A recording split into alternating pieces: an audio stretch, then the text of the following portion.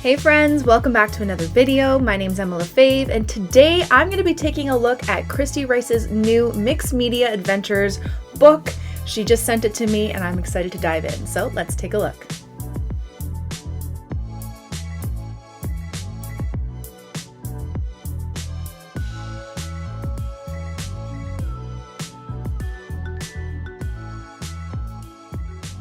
Okay, so we are going to be looking through Kristy Rice's brand new mixed media adventure book, and I'm going to be playing around and actually using it, which I'm excited for because this is something I feel like I really need at the moment.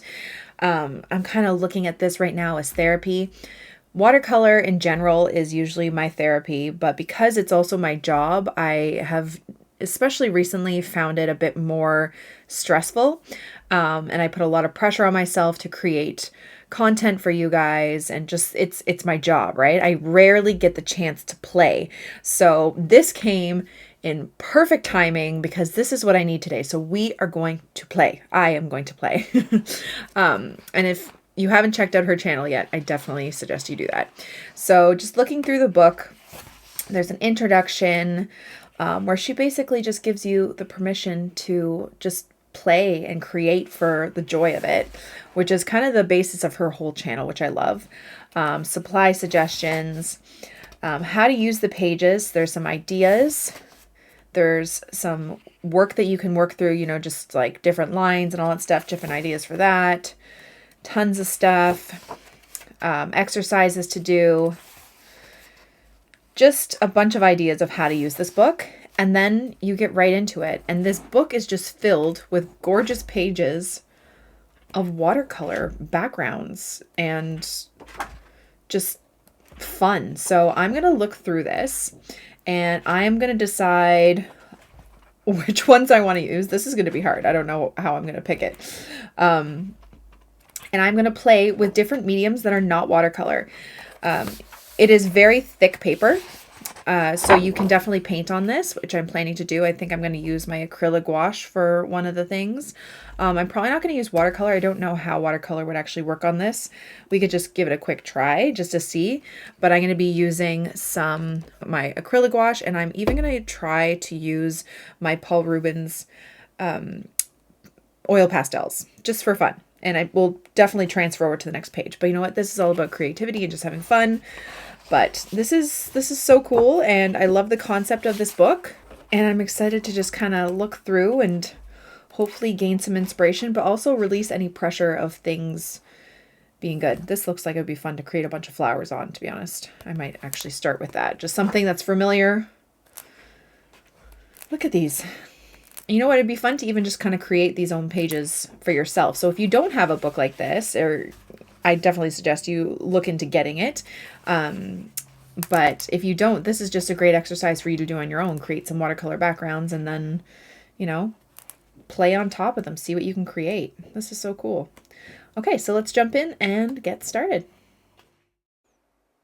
Okay, so for the first page, I decided to just take a plain black Sharpie marker and draw some flowers. I wanted to ease my way into this book. I'm not as used to kind of just letting go and playing.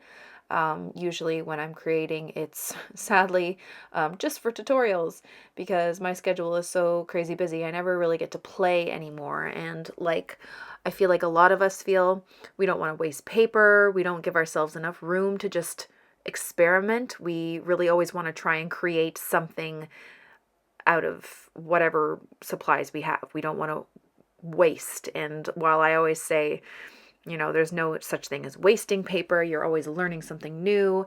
I feel like this book in particular allows me to, that's the purpose, not to waste it, but just to experiment. That is the whole purpose of this book. So I just wanted to play. And if I make a mistake or I don't end up liking it, one good thing about this book is that the front and back of each page is the same watercolor pattern. So if you don't love what you did on the one side, you could try it again with something completely different on the other side. So I really love that whole concept of just kind of learning how to play and let go. And it's something I definitely do not do enough, not even nearly enough. But this was just something that felt familiar and easy And yeah, so this is kind of what I started out with. And let's see what I did next. So for the next page, I decided to do kind of like a landscape, a cityscape. Not well at all. This is just literally me playing around with shapes and just kind of getting the hang of, I don't know, just using this book. So again, I'm just using my Sharpie marker. I decided to do some really, really loose buildings. Didn't really think too much about perspective, thought about making them 3D, and then I was like, oh, this doesn't make sense, but it's fine. I just kept going with it. But I just loved the curves of the strokes for the background of this. Thought of like rolling hills and skies, but also, you know, maybe just kind of giving it a bit of contrast with some straight lines. And I just kind of played around with this. Don't love what I did with it at all, but again, just easing my way into the book, using one sort of tool to play around, which is the marker, before I go all in with like paints and pastels and all that stuff. So this was just fun to do. This was literally just playing. I am definitely going to try something different on the back, but yeah, this is what I did for this page. Okay, so now that I've had enough practice with the black marker, just being really simple, I decided to bust out my Paul Rubens oil pastels, which again, I'm not super familiar with this medium. I'm not good with it at all, to be honest, and it's just super foreign to me.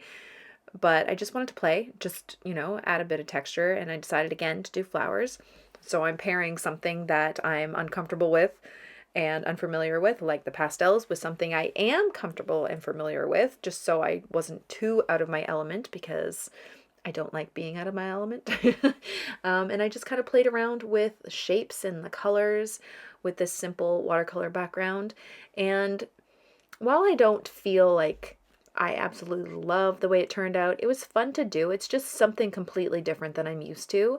There are some pastel artists that are just absolutely incredible, and what they do, it's like magic. I don't feel that way about when I do it, but I released all pressure, and that's the whole point, right? I went into it thinking this does not have to be good. Just go for it. Just have fun and just make marks, and that was the point of this. And I think it turned out okay, but I don't, like I said, don't love it, but it was definitely fun to do something completely different. Also, if you're wondering what that white tool is that I'm using to blend, it's a blender for oil pastels, and I didn't want to use my finger. You can definitely use your finger, but I didn't want to get too messy with this, so I just used this blender, and I got it off Amazon, I think, when I got the pastels, and it's a alternative to using your finger, and they come in different sizes, and that's about it. Okay, and so for my last painting adventure in this book, I decided to use my Holbein acrylic wash, which I love this paint. I just never use it enough. I am planning to do more tutorials, I think, with it in the future for the next year, because I really enjoy it. But basically, acrylic wash is more like acrylic paint in the sense that it cannot be reactivated with water. So basically, it's like acrylic paint, but as a matte finish like gouache, I think. Anyway, so for this, I saw this background of this blue painting, and I thought, icy blue sky, snowy scenery, and you guys know how I love painting trees, so this just seemed like a no-brainer. So I wanted to do like a snowy scene, and I just mixed some blue and some black and painted these trees. And then I wasn't really sure, so this paper isn't watercolor paper. So it doesn't really absorb the paper too much. I was trying right there to make kind of like, see if I could do some wet on wet, even though it's not watercolor, just to see how it reacted, if I could get some sort of like blurry background. Did not work. As you can see, it's pretty sharp. But again, this is like more of an abstract-y kind of loose painting anyway, so I didn't really care how the background turned out. See, did not work. Did not work at all. So I decided to wet it up and then use my watercolor to see if that would work for some wet on wet, and it's did slightly. It still was a bit on the sharper side, because again, it's not watercolor paper. It doesn't react the same. It doesn't bleed the same way. But I still kind of wanted this like background blurry-ish effect. So I just did really loose, lighter trees.